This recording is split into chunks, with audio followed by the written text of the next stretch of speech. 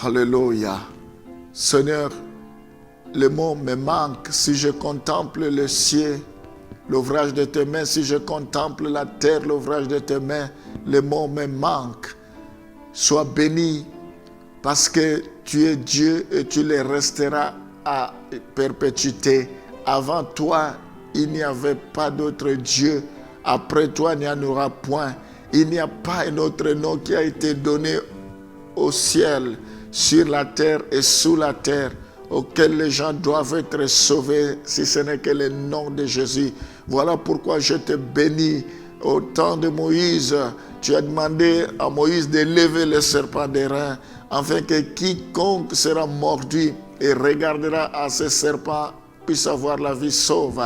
Et c'est de la même manière que ton nom a été souverainement élevé au-dessus de tout nom, au-dessus de toute domination, au-dessus de toute puissance, au-dessus de tout problème, afin que quiconque invoquera le nom du Seigneur soit sauvé.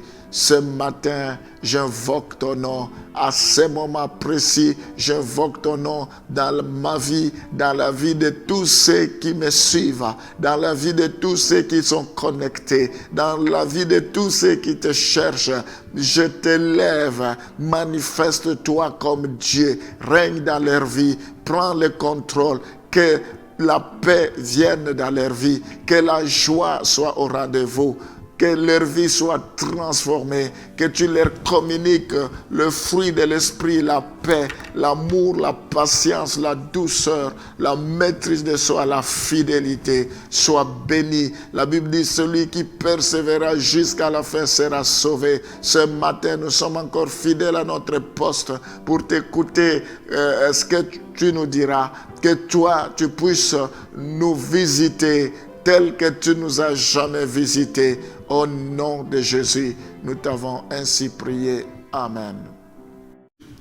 Il est assis pour toujours à la droite du Père. Nous voyons également dans Hébreux chapitre 1, le verset 8, qu'il règne, mais il a dit au Fils, ton trône, ô Dieu, est éternel.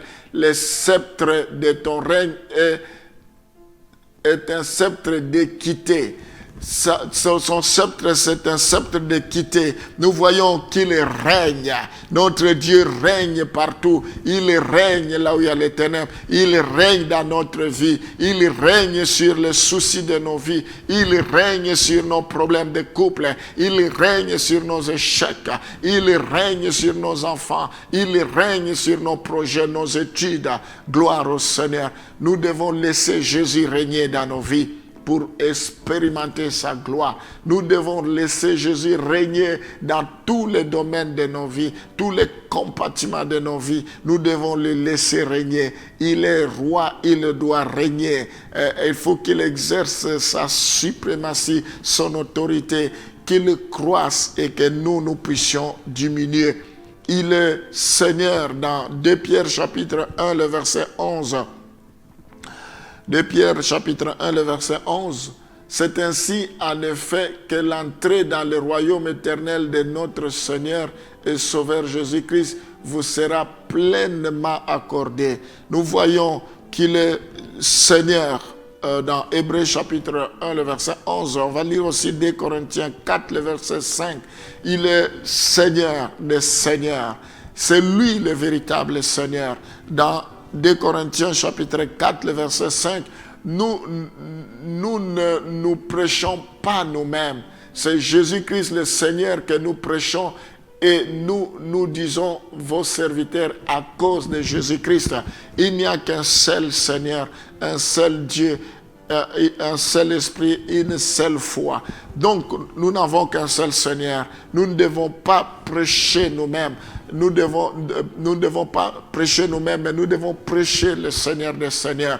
La Bible dit, si vous avez reçu un autre évangile, en dehors de ce que nous vous annonçons, même si c'est un âge qui vient du ciel, qu'il soit anathème, il faut que tout le message soit centré par Jésus-Christ, soit centré autour de Jésus-Christ, soit centré sur le nom de Jésus-Christ.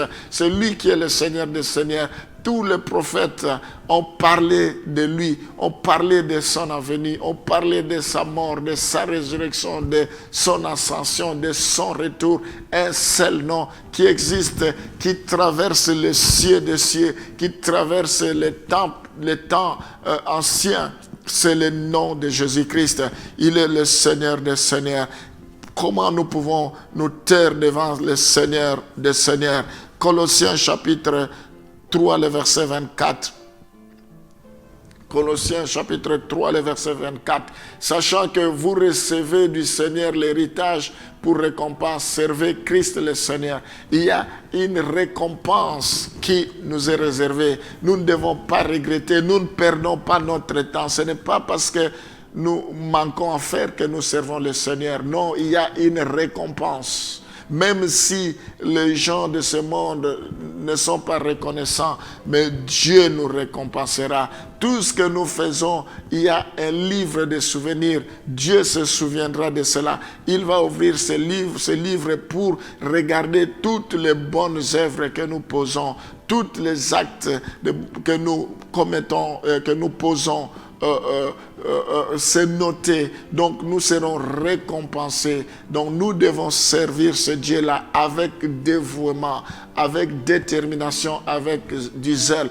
Nous devons être motivés, avoir un bon zèle et non le zèle amer. Il faut que nous puissions le servir avec enthousiasme, avec joie. Gloire au Seigneur.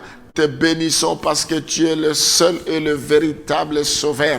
Quand nous lisons tes paroles, cela révolutionne notre foi. Quand nous lisons tes paroles, nous nous rendons compte que c'est extrêmement grave ce qui s'est réalisé. Tu es Dieu. Nous devons connaître la profondeur de ce que tu as fait. Il faut que nous ayons connaissance de cela. La Bible dit, mon peuple périt faute de connaissance.